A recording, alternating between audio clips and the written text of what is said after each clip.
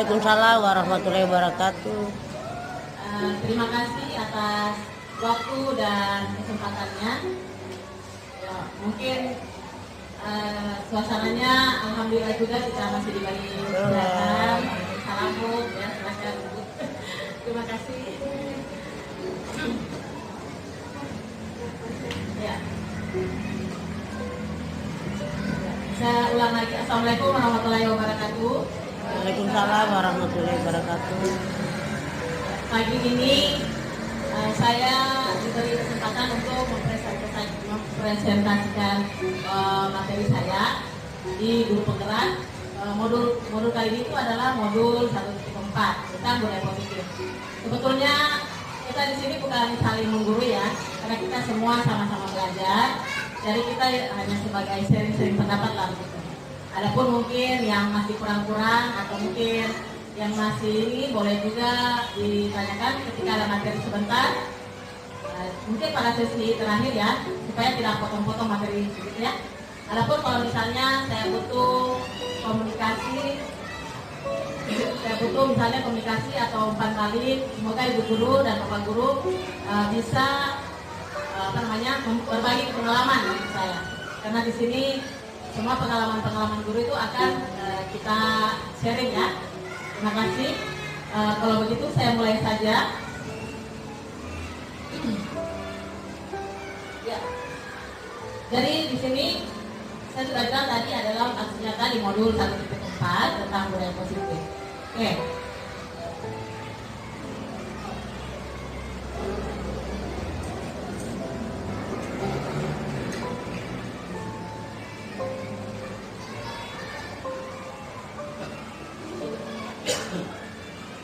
Saya sudah mulai. Assalamualaikum warahmatullahi wabarakatuh.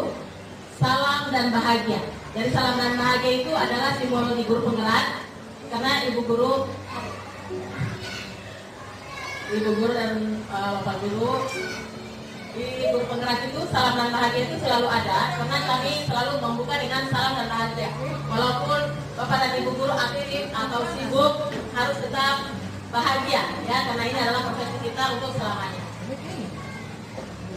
Di sini ya, di sini ada pertanyaan nanti. Ya, mungkin bapak dan ibu guru punya pengalaman, di guru penggerak ini tentang hukuman dan mendisiplinkan anak. Ya, kita lihat dulu yang pertama. Pertanyaannya itu ini antara setuju dan tidak setuju ya. Kan ada biasa guru-guru menganggap itu setuju, ada juga menganggapnya tidak setuju ya. Jadi kita akan sharing pendapat di pertanyaan pendapat ini. Jadi yang pertama, hukuman dapat mendisiplinkan anak ya. Kemudian yang kedua adalah pemberian hukuman dengan hal positif seperti membaca atau membersihkan halaman sekolah dan dapat meningkatkan disiplin anak. Terus yang ketiga, memberi penghargaan dapat meningkatkan motivasi belajar anak. Kira-kira menurutnya bapak dan ibu guru di pertanyaan di ketiga pernyataan itu, yang mana menurut bapak dan ibu guru yang anggap setuju atau tidak setuju? Coba di yang satu dulu. Kira-kira kalau hukuman dapat mendisiplinkan anak itu setuju atau tidak setuju? Sudah besar sekali tadi. Ya, Hukuman sambil saya bacakan ya. anak. Ya, yang pertama itu adalah saya kira sudah besar. Hukuman dapat mendisiplinkan anak. Ya, yang pertama itu adalah hukuman dapat mendisiplinkan anak. Bagaimana menurut bapak dan ibu guru? Apakah itu setuju atau tidak setuju? Tidak setuju. Tidak setuju. Ya. Yang kedua, pemberian hukuman dengan hal positif seperti membaca atau membersihkan halaman sekolah dapat meningkatkan disiplin anak. Setuju. Ya? Setuju. Oh, ya, ada yang setuju ya? Oke. Sebentar nanti akan kita bahas. Yang ketiga, memberi penghargaan dapat meningkatkan motivasi belajar anak. Setuju. Ya. Ada yang setuju. Baiklah, nanti akan ada materi, ada yang namanya kontrol, ada namanya motivasi eksternal dan motivasi internal. Nah, ketiganya ini sebenarnya ibu dan bapak guru, ketiganya ini adalah sebagai ilusi. Jadi sebagai ilusi. Jadi ilusi itu menurut kami di materi yang kami gunakan, ketiganya ini semua adalah akan membuat anak itu tidak merasa nyaman. Ya, saya kasih contoh misalnya kalau yang pertama itu saya kira itu sudah karena sudah disebut hukuman. Biasanya kalau hukuman itu ya pasti sudah di pikiran anak itu sudah ada kayak gertakan, kayak kekerasan atau apa. Ya oke lah, itu tidak setuju. Nah yang kedua ini adalah pemberian hukuman dengan hal positif. Namanya hukuman untuk kurikulum merdeka itu tidak diperbolehkan, mau positif atau negatif, ya. Jadi saya juga dulu begitu pemikiran saya ketika saya belum ikuti pendidikan. Ternyata dalam pendidikan yang saya ikuti tentang disiplin ini, bahwa hukuman dalam bentuk apapun, baik itu positif maupun negatif, itu tidak dibenarkan, ya. Jadi itu semua seakan-akan benar, tetapi ini adalah sebuah ilusi namanya. Oke, nanti akan sebentar yang akan sering sejalan dengan materi yang akan saya bawakan, ya. Nah, di sini kita masuk pada budaya positif. Nah, saya kira budaya positif mungkin ada yang kurang jelas di belakang, saya akan bacakan. Pertama adalah di sini materi yang akan saya ambil itu ada 6. Jadi ada 6. Akan dijelaskan tadi bagaimana kenapa Bu itu bisa jadi ilusi, ya. Dari ke-6 ini akan menjawab jawaban tematik tadi. Jadi materi yang akan saya bawakan ini ada 6, yaitu disiplin positif dan nilai-nilai kebajikan universal. Mungkin ibu dan bapak guru sering dengar ini karena sudah buat keyakinan kelas. Belum pernah ya? Ya, ini nanti hukuman ini bukan hukuman, tapi nanti akan kita buat semacam keyakinan kelas. Jadi itu nanti tidak membentuk hukuman, tapi nanti ada keyakinan kelas. Yang kedua adalah teori motivasi atau hukuman, penghargaan dan restitusi. Nah di sini nanti akan diterangkan bagaimana itu motivasi, hukuman dan penghargaan serta restitusi. Saya juga dulu baru dengar apa itu restitusi, tapi nanti sebentar saya jelaskan. Kemudian yang ketiga adalah keyakinan kelas. Nah keyakinan kelas ini sebenarnya saya akan terangkan karena keyakinan kelas ini dari kesepakatan antara bapak dan ibu guru dengan murid. Jadi dibuat oleh murid dan ibu guru dalam kelas.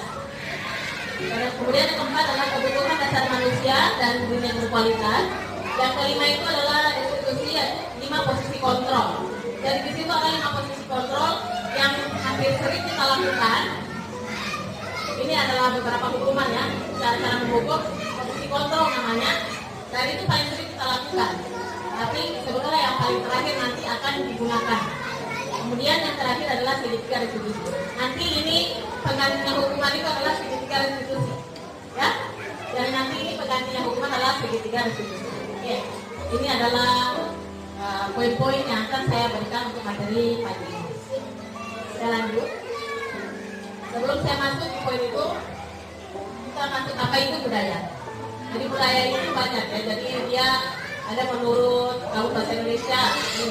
Jadi kalau bahasa Indonesia itu budaya itu ya pemikiran atau akal budi itu ada istiadat dalam satu daerah itu. Jadi biasa kalau kita di sekolah di daerah misalnya kita di Raha dengan di Buton atau di Kendari itu biasa penerapannya itu berbeda karena budaya kita itu berbeda. Dan yang kedua itu adalah arti dalam bahasa Kamus Bahasa Indonesia. Kemudian selanjutnya saya kira ini bisa dibaca dalam bahasa Sanskerta. Kira-kira saya tadi sudah coba bagian belakang, saya pikir sudah maksimal juga. Mungkin ya, sebentar suatu saat lagi ini, saya kira ini sudah besar juga ya. Ya. Jadi kita di sini, kalau menurut Bapak Selo Somarjan, itu budaya dapat diartikan sebagai hasil karya, rasa dan cipta karya dan cipta masyarakat. Jadi budaya ini tergantung daerahnya. Jadi kalau orang itu beda-beda, tergantung daerah di mana itu sendiri. Oke, saya lanjut. Ya, saya mulai pada poin pertama, yaitu disiplin positif dan nilai-nilai kebajikan. Nah dari sini kita akan disiplin positif ini, seperti yang saya bilangkan tadi itu ada hukuman yang positif. Jadi disiplin positif itu nanti kita belajar di sini. Ya sudah ada terang-terang sedikit di disiplin positif ini. Saya mohon kita kerjasama dulu ya. Misalnya ada yang duduk 2 orang. Coba ibu kepal kanannya 1 orang. Kepal aja, kepal kanannya 1 orang. Mungkin temannya yang lain mungkin coba yang menurutnya sih kan teman yang lain coba rayu. Kita tangannya buat apa misalnya? Coba temannya rayu sampai misalnya bapak kasih guru pegang tangannya begitu. Kemudian ya anggap saja itu yang di depan. Ya, anggap saja yang di kepala itu adalah kayak tidak boleh saya lepaskan karena ini sangat penting untuk saya. Kira-kira kalau dirayu ibu atau guru akan lepas tidak? Tidak akan lepas kan? Oke, terima kasih karena sudah bekerja sama dengan saya. Oke. Ya, jadi kalau kita di sini bahwa itu adalah pengertian perubahan paradigma. Dari paradigmanya dulu mengatakan bahwa kontrol itu berasal dari guru. Kalau sekarang tidak, kontrol itu berasal dari murid itu sendiri. Jadi itulah kenapa saya bilang tadi kepala bahwa murid itu bisa mengontrol dirinya sendiri. Ya, jadi biasa guru kan kita selalu menganggap anak itu dia terlahir bila kita beri dia materi atau apa. Sebetulnya anak itu dia bisa mengembangkan dirinya sendiri. Ya, oke. Kita lanjut. Nah, ini yang saya bilang tadi, ada berupa ilusi. Nah, perubahan paradigma, teori kontrol atau teori ilusi atau ilusi kontrol. Jadi waktu tadi ada pertanyaan pemantik, itu bahwa yang pertama itu tadi yang saya bilang kan, bagaimana positif itu seakan-akan kita benar, ternyata itu adalah ilusi guru untuk mengontrol murid. Kemudian yang kedua, ilusi bahwa semua penguatan positif efektif dan bermanfaat. Terus yang ketiga bahwa ilusi bahwa kritik dan membuat orang merasa bersalah dapat menguatkan karakter. Terus yang keempat, ilusi bahwa orang dewasa memiliki hak untuk memaksa. Ya, jadi yang saya bilang tadi itu, yang di pertanyaan pemantik itu, bahwa semua yang kita lakukan itu adalah ilusi. Ya, jadi seakan-akan kita bisa mengatur anak itu. Ternyata anak itu dia punya kontrol sendiri. Ya. Lihat kan? Ya, sebetulnya ini sama saja dengan tadi saja ilusi. Saya sudah terangkan tadi sebelumnya, hanya di beberapa bagian ada stimulus respon dan cara kontrol. Dan ini ada juga beberapa di internet kalau bapak dan ibu guru sering lihat-lihat ya tentang stimulus dan respon, tentang ilusi itu yang saya bilangkan. Jadi karena kitanya ini siapa sesungguhnya memiliki kontrol. Saya sudah terangkan tadi ya bahwa anak itu memiliki kontrol sendiri. Dia tidak bisa diganggu gugat dengan siapapun, sekalipun itu guru atau orang tuanya. Kita hanya bisa membimbing. Ya, kita hanya bisa membimbing dan tidak semacam menyuruh atau menghardik atau memberitahu bersalah gitu. Ya. Pokoknya nanti kalau saya juga tuh waktu kita menerima materi saya bingung terus kita mau aturan anak itu bagaimana ya kan. Saya juga dulu waktu awal-awal ikut materi ini dilarang menghukum, tapi kalau kita tidak menghukum kok anak bisa dengan kita. Saya juga dulu pernah bagi ke fasilitator saya, bagaimana saya bilang kalau misalnya saya tidak menghukum atau saya tidak menegur anak itu dia tidak akan mendengar saya. Nah, jadi itu ada namanya nanti kita buat keyakinan kelas, dan keyakinan kelas itu mereka sepakati atau tidak, dan itu harus mereka patuhi atau tidak. Ya, sebentar akan saya kena ada materi di nilai-nilai kebajikan yang akan kita ambil. Nah, ini apakah makna disiplin? Dari disiplin itu ada maknanya. Ya, ada di sini sesuai dengan bahasa Latinnya, disiplin itu artinya belajar. Dari disiplin yang kita tahu adalah supaya anak itu terkontrol, ya kan? Ternyata disiplin itu maknanya adalah belajar. Karena kita kalau biasa yang kita tahu termasuk saya pribadi, saya menyatakan disiplin itu dia harus mengakui itu. Ternyata disiplin itu artinya adalah belajar dalam bahasa Latin. Ya, karena kan kalau kita kan itu karena kata disiplin juga sering dihubungkan dengan hukuman. Padahal itu sesungguhnya berbeda. Karena belajar tentang disiplin positif tidak harus dengan memberi hukuman, justru itu adalah salah satu alternatif terakhir dan bila perlu itu tidak perlu digunakan. Jadi disiplin itu tidak perlu kita gunakan ya. Hukuman itu tidak perlu kita gunakan. Jadi disiplin itu artinya bukan harus menghukum, tapi disiplin itu artinya belajar. Dan saya kira di bawah itu sama. Ya, dari materi kita yang kita ambil, ini selalu menuju kepada bapak pendidikan kita, yaitu bapak diajar Dewantara. Kalau bapak dan ibu guru punya minat di guru penggerak, itu modul pertama di guru penggerak adalah pemikiran diajar Dewantara. Jadi tidak ada pemikiran-pemikiran lain yang kita pelajari, hanya pemikiran diajar Dewantara. Tidak ada materi yang lain itu. Jadi modul pertama itu kalau di guru penggerak itu hanya khusus untuk pemikiran diajar Dewantara. Nah, ini sudah di modul 4, jadi sudah budaya positifnya. Tapi kalau untuk modul 1, semuanya hanya belajar Dewantara. Nah, kita ambil yang ini. Jadi makna disiplin itu di mana ada kemerdekaan, disitulah harus ada disiplin yang kuat. Jadi sesungguhnya disiplin itu bersifat self-discipline, ya. Yaitu kita sendiri yang mewajibkan kita dengan sekeras-kerasnya, tetapi itu sama saja. Sebab kalau kita tidak cakap melakukan self-discipline, wajiblah penguasa lain mendisiplin diri kita, dan peraturan yang demikian itu harus ada di dalam suasana merdeka. Jadi ini yang saya bilang tadi, kemauannya diajar Dewantara, itu anak itu punya kemauan dari dirinya sendiri. Kita hanya membimbing atau membantu, bukan kita yang membentuk, tapi dia sudah ada bentukannya, tidak kita arahkan. Kalau banyak diajar Dewantara begitu, ya. Kita lanjut. Nah, ini adalah nilai-nilai kebajikan. Nah, dari sini, nilai-nilai kebajikan ini, inilah yang akan kita gunakan. Nilai-nilai kebajikan ini untuk keyakinan kelas di kelas nanti. Jadi keyakinan kelas itu kita buat di awal pertemuan, di awal tahun masuk pelajaran. Ya, ini nilai-nilai kebajikan adalah sifat-sifat positif manusia yang merupakan tujuan mulia yang ingin dicapai setiap individu. Nilai-nilai tersebut bersifat universal dan lintas bahasa, suku bangsa, agama maupun latar belakang. Jadi kita ambil itu di keyakinan kelas dan nilai-nilai kebajikan. Saya kira di bapak ibu guru sudah sering dengar yang namanya profil pelajar Pancasila. Ya, itu kan ada bagaimana bertakwa, mandiri, bernalar diri, berpendidikan berobat. Ya, jadi dari nilai-nilai kebajikan ini, inilah nilai-nilai yang akan kita buat untuk keyakinan kelas. Semoga bapak dan ibu guru di tahun ajaran baru, kan kita sudah semester 2 sekarang, jadi kalau tahun ajaran baru, buatlah kesepakatan dengan murid dan juga guru tentang nilai-nilai kebajikan ini. Ini buat jadi keyakinan kelas. Dari keyakinan kelas ini nanti ada tercipta segitiga restitusi. Ya, sebetulnya kalau mau lebih tahu cara menghukum anak-anak itu, saya punya YouTube.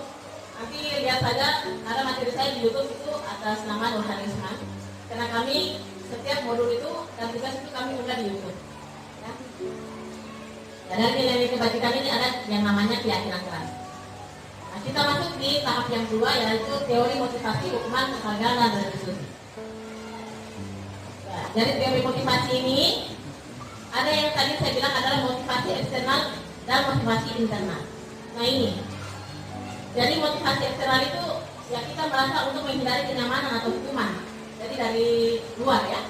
Kemudian ini juga untuk mendapatkan imbalan, itu berarti dari luar. Maksudnya kita seakan-akan orang luar yang akan orang luar yang akan bantu kita. Seakan-akan itu dari luar, tidak ada kemauan dari diri sendiri. Nah, yang nanti yang terakhir adalah motivasi internal dari diri kita sendiri. Jadi apapun yang dilakukan orang lain dari diri kita sendiri selalu, ya, termasuk nilai-nilai yang akan mereka percaya sendiri.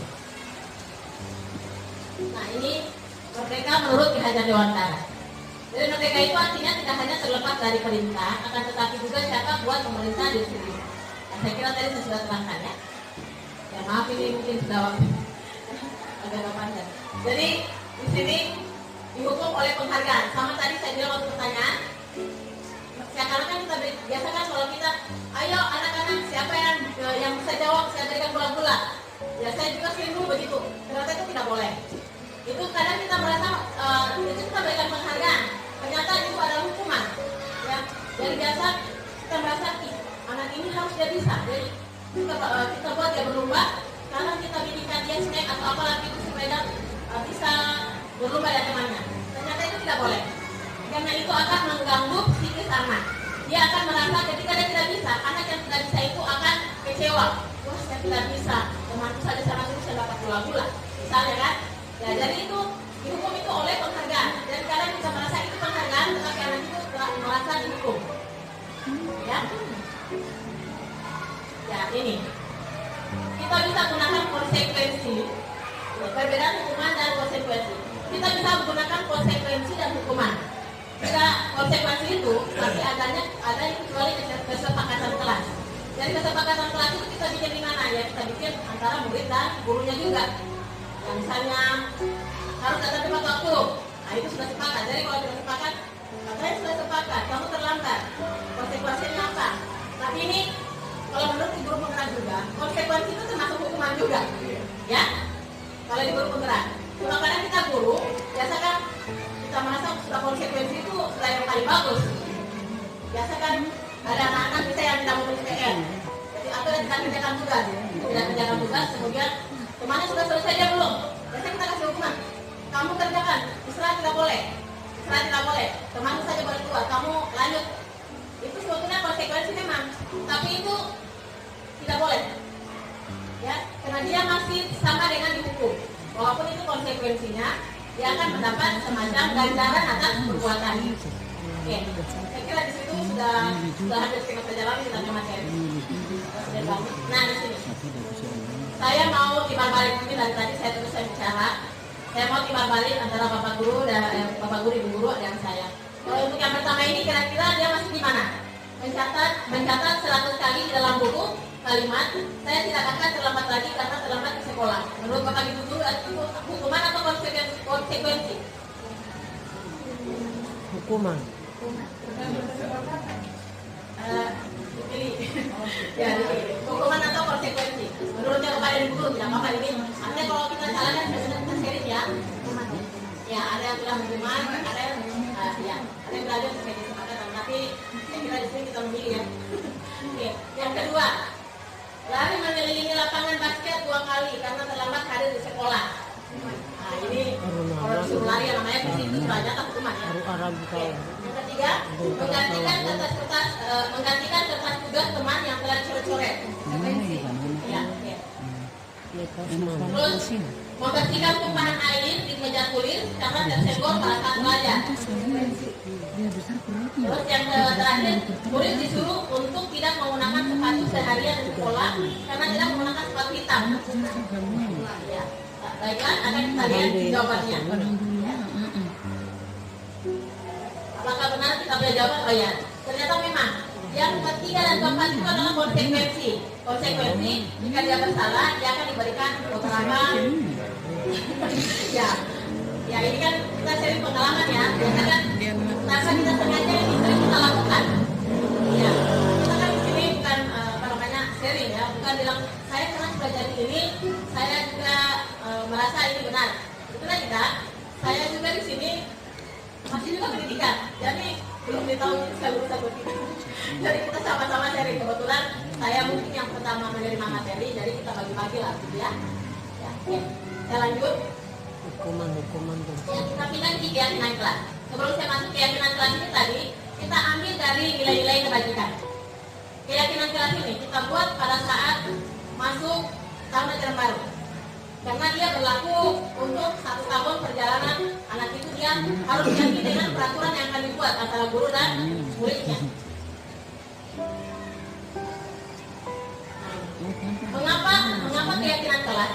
Mengapa tidak pakai peraturan saja? Pasti ada begitu. Itu keyakinan kelas kan itu kayak baku menurut kita. Lagi peraturan sudah ada, penjelasan itu sudah ada. Aturan yang tidak boleh ini, tapi kan ada tata cara sekolah itu aturan. Nah, dari sini karena seseorang akan lebih tergerak dan bersemangat untuk menjalankan keyakinannya, artinya yang dia yakini. Kalau dia yakini itu tidak akan dia dengar.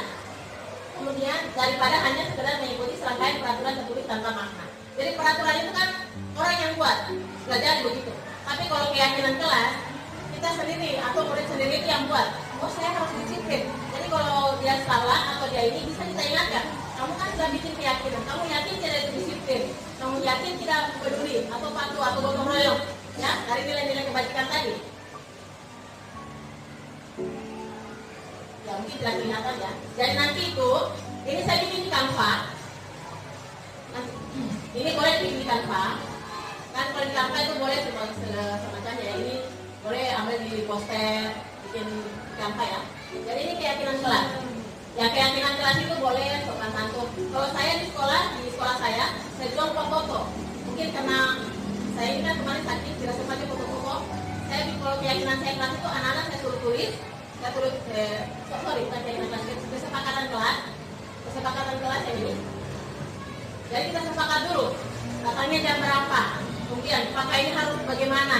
Jadi mereka tulis, saya datang jam begini.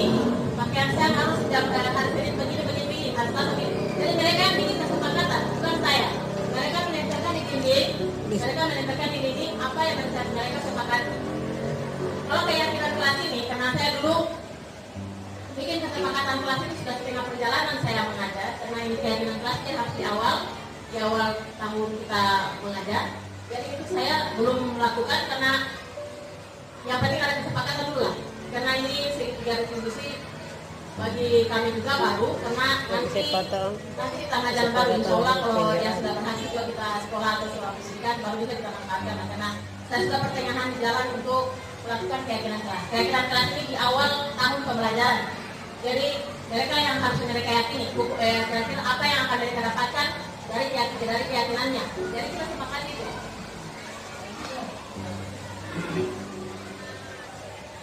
Ini adalah kebutuhan dasar manusia dan benda berkualitas. Jadi poin keempat.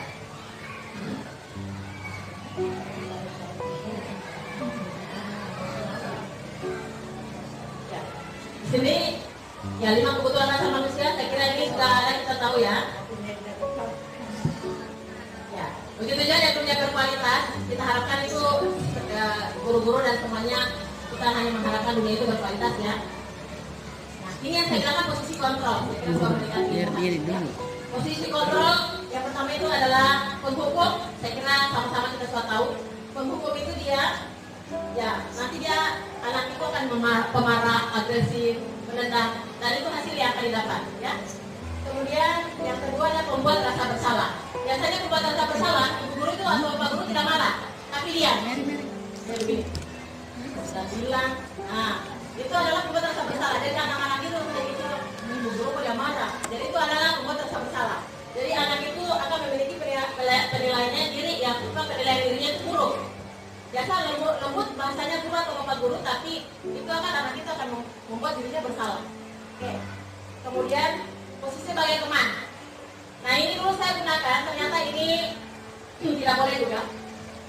Kita kan kadang kita berteman dengan murid. Takutnya kalau misalnya kita posisi kita sebagai teman, misalkan bagaimana kamu ini.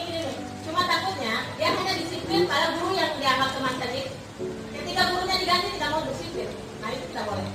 Makanya dia kalau menganggap kalau hanya kita gunakan sebagai teman, itu hanya guru yang dianggap teman saja tidak dengar, yang lain tidak dengar. Ya, kita lanjut. Pemantau ini biasa kita hanya memantau. Yang saya bilang tadi dia pakai konsekuensi. Itu namanya posisi kontrol pemantau. Karena konsekuensinya seperti tadi. Jadi dia hanya memantau dari kesepakatan yang diambil. Tapi ini saya sudah bilang tadi kurang efektif. Bukan tidak boleh, tapi kurang efektif. Ya manajer, inilah yang disuruh adalah manajer. Manajer ini sebetulnya ada di segitiga distribusi. Ya siswa itu bisa memilih sendiri apa yang dia mau. Salahnya dia apa? Makanya dia harus bikin keyakinan kelas. Nah di sini dia menerapkan posisi kontrol segitiga distribusi. Saya lanjut ke segitiga distribusi ya. Jadi posisi manajer tadi adalah segitiga distribusi. Ya pertama itu menstabilkan identitas. Jadi kalau misalnya anak itu salah atau apa, kita tanya dulu, kenapa kamu salah, kenapa begini. Ya, menstabilkan identitasnya. Kita kembalikan dia, kalau dia yang punya hak untuk menghukum dirinya, bukan kita. menstabilkan identitas. Terus validasi tindakan yang salah. Jadi inilah validasi tindakan yang salah. Inilah di sini digunakan keyakinan kelas. Masih ingat tidak dengan keyakinan kelas yang kita buat? Misalnya dia terlambat. Siapa yang tulis dulu disiplin? Apakah perbuatan itu benar? Pasti dia itu salah. Saya itu kalau mau lihat ada drama yang saya bikin waktu drama itu saya bikin pada saat sakit. Itu ada di YouTube saya. Ada itu saya terapkan segitiga restitusi. Nanti saya kasih tahu di YouTube kalau mau saya. Kemudian menanyakan keyakinan. Nah itu menanyakan keyakinan. Kalau dia sedang dirinya salah, kemudian posisinya nanti kita kasih perbaiki. Sebetulnya bukan kamu saja yang salah, berbuat salah, tapi guru juga pernah buat kesalahan. Jadi semua orang itu pernah buat kesalahan, tidak apa-apa kalau buat kesalahan. Itu begitu. Tapi kita tidak boleh yang ada keras ya, kita harus mengayomi mereka. Ya, saya kira sampai di situ mungkin ada yang mau ditanyakan. Ya, alhamdulillah kalau misalnya cukup jelas. Saya kira juga ini waktu juga yang memisahkan kita. Terima kasih atas partisipasi kepada Ibu Guru. Semoga materi saya bisa memberikan manfaat. Lebih dan kurangnya saya mohon maaf. Wabillahi taufiq wal hidayah. Wassalamualaikum warahmatullahi wabarakatuh. Waalaikumsalam warahmatullahi wabarakatuh. Terima kasih.